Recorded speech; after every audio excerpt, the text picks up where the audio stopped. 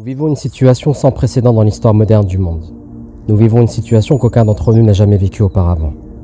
Nous vivons une situation généralisée à l'échelle du globe et du genre humain sous forme de ricochet sur la planète. Une bactérie invisible à l'œil nu, qui naît dans une province de Chine, amène les dirigeants du monde à se plier devant cette première et à prendre des décisions drastiques pour enrayer le phénomène en perpétuelle expansion. Car il suffit d'une liaison aérienne d'un patient portant le virus pour que le phénomène devienne mondial. L'Italie décide rapidement de confiner sa population. Les États-Unis coupent leur liaison aérienne avec l'Europe. Des pays ferment leurs frontières. Des supermarchés sont pris d'assaut. La redondance des informations et la généralisation du phénomène amènent les pauvres créatures que nous sommes à avoir des craintes ou à minima des inquiétudes, les poussant à prendre des précautions. Et là où ça nous affecte, nous musulmans, au-delà de la maladie en elle-même et de ses conséquences mortelles, c'est que cette situation a un impact direct sur notre rapport avec Allah subhanahu wa ta'ala. Nous avons tous été pris d'émotion lorsque nous avons vu les images de la Kaaba seule, comme si elle-même avait été confinée. Et imaginez que cette situation se poursuive jusqu'à l'Eid al-Adha, car le Hajj aura été annulé cette année. Que dire de ceux qui avaient fait les causes pour se rendre en Terre Sainte afin d'effectuer la Umrah et qui se retrouvent parfois même sans une possibilité de remboursement des frais engendrés. Ou le mu'adhin a récité « Sallu fi buyutikum » priez dans vos demeures afin d'avertir les gens qu'ils étaient entrés dans l'heure de la prière, mais qu'ils ne devaient pas se rendre à la mosquée par crainte d'être contaminés. Et en parlant de masjid, de mosquée, que dire des maisons d'Allah en France qui se retrouvent sans aucune âme, car aucun fidèle pour y prier ce matin? Que dire du jour du Jumu'ah, le jour du rassemblement qui se priera chacun de son côté cette semaine et pour un certain temps? Imaginez-vous si cette situation se poursuit pendant des semaines. Que dire d'un mois de Ramadan sans le rassemblement lors des prières de Tarawih? En réalité, depuis le début de mon propos, j'utilise le terme situation pour qualifier ce que nous sommes en train de vivre.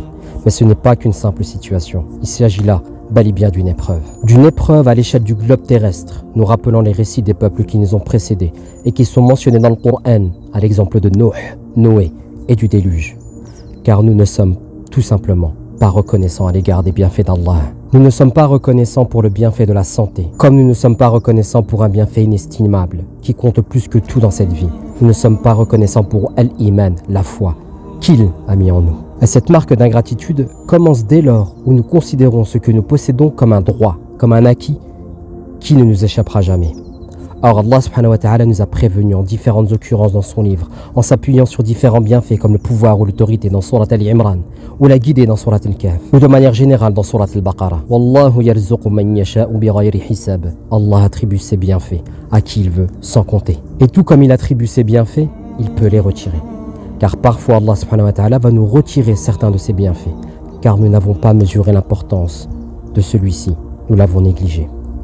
À travers la santé, a fortiori, c'est le bienfait de la vie qui a été bafoué par les péchés, les fautes et les transgressions. Et à travers la fermeture des territoires sacrés de Médina et Mecca et la fermeture globale des massajids en France, nous devons nous rappeler qu'au fond, ce n'est pas nous qui décidons de nous rendre dans les maisons d'Allah.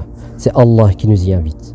Et s'il le souhaite, s'il nous juge indignes de ce bienfait, il nous en écartera. Donc c'est bien beau qu'on pleure la fermeture des mosquées, une décision qui est légitime et compréhensible en de telles circonstances exceptionnelles et historiques. Mais si dès la réouverture de celles-ci on les abandonne tout comme on les a abandonnées auparavant, c'est que nous n'aurons pas retenu la leçon. Qadarallahu ma sha'a fa'al. Allah l'a prédestiné, ce qu'il veut, il le fait. Alors nous agirons en conséquence. Mais pendant cette période trouble et instable, j'invite mes frères et sœurs à méditer sur cette épreuve qui nous unit. Et la finalité d'une épreuve est toujours la même. Dans toutes les épreuves que nous avons vécues, que nous vivons et que nous vivrons, réfléchir pour revenir vers Allah. Certains d'entre nous peuvent être envahis par la crainte et la peur que le virus nous touche pour finalement succomber à celui-ci. Mais au fond, ils ne craignent ni le virus, ni la maladie, ni la mort. Ils craignent simplement de retourner vers Allah dans l'état dans lequel ils sont actuellement avec trop peu de bonnes actions, mais le dossier chargé de désobéissance et de péché. Dans cette épreuve, à l'heure où je vous parle, walhamdulillah, nous allons avoir du temps devant nous. Du temps. Encore un bienfait de la part d'Allah subhanahu wa ta'ala. Profitons donc de cette période de confinement et du temps qui va être le nôtre pour revenir vers Allah, afin de le remercier d'abord pour tout ce que nous avons obtenu par sa grâce. Et ne soyons pas ingrats comme ce personnage pris en exemple dans Surat Zumar qui a dit « Innama utituhu ala ilm ». Lorsque nous lui accordons quelques faveurs, il s'empresse de dire « j'ai les doigts, mon savoir », alors que c'est plutôt une épreuve à laquelle Allah le soumet.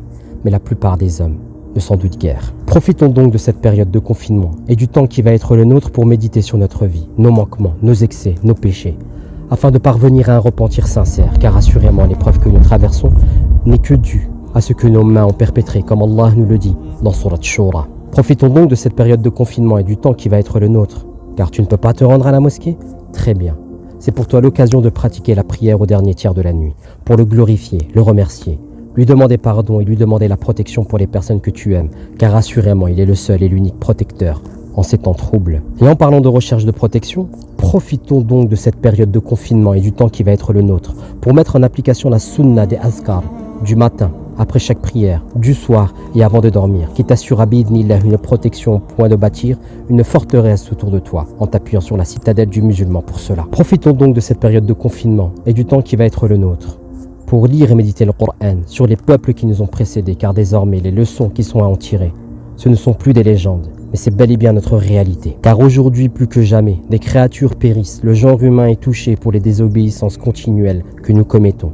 Et tout comme les peuples qui nous ont précédés, il y a une part de châtiment d'Allah dans l'épreuve que nous touche. Et enfin, rappelons-nous que dans cette épreuve globalisée, où nos actes d'adoration prennent un coup, que l'accomplissement des actes d'adoration, que chaque action que nous pouvons effectuer est avant tout une faveur d'Allah, une faveur qu'il peut nous retirer à tout moment, car il arrivera bien vite un jour où au cours d'une nuit, Allah retirera le Coran de la surface de la terre et des poitrines de ses serviteurs, nous annonçant que ce sera l'heure. Profitons donc de cette période de confinement et du temps qui va être le nôtre pour effectuer cette introspection qui nous permettra de méditer sur nous-mêmes, de nous amener à la réforme et de nous amener bi'idhnillah à la baraka d'Allah subhanahu wa ta'ala.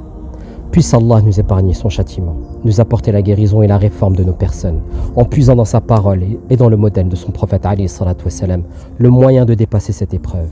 Qu'il fasse que cette épreuve soit une sonnette d'alarme pour que nous nous acheminions vers lui.